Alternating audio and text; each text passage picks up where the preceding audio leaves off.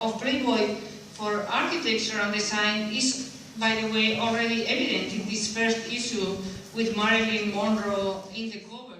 And the first issue.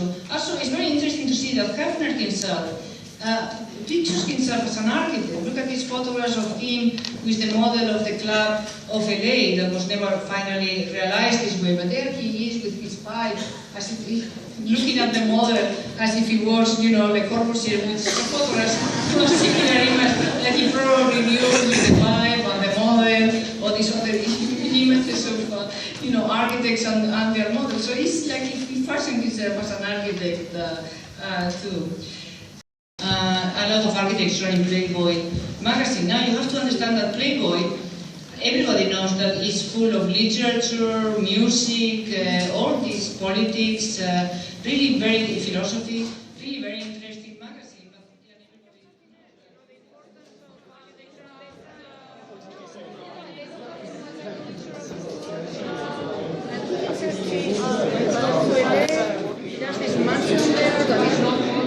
interesting. I very like it, yeah. But I still have a question for you. Yeah, of course. There is a straight connection between the world of Playboy and the luxury world. Yeah. Because I listen a lot of great marks such as Jaguar or anything else, so it's true that without money it's not possible this world. Yeah, well, you know, they try to the way they make it so successful, I guess. First of all, it's an eclectic modernity. You know, it's not just like it's not hardcore modernity as we, you know, it's not like only this niche. You know, it's like all these different things that you could take or not take. And then they make it possible in the sense that, well, okay, you cannot buy the house, but you can buy a lamp maybe or a typewriter. Right? Okay, still you are talking about some people, you know, you're not talking about people who are completely poor, but if you need a typewriter, they're telling you which one to buy, right? Or you can buy a chair, and in that chair you already create the fantasy, you live the fantasy that you're a Playboy, just because you have that piece of equipment, right? Yeah. And I think that's why they were successful, because they could have people identifying with, because they could buy, they could acquire something, right? In the same way that women's magazine have always done, you know? We see that this review, all of this paper, is for gentlemen. Yeah. High branded gentlemen. Yeah.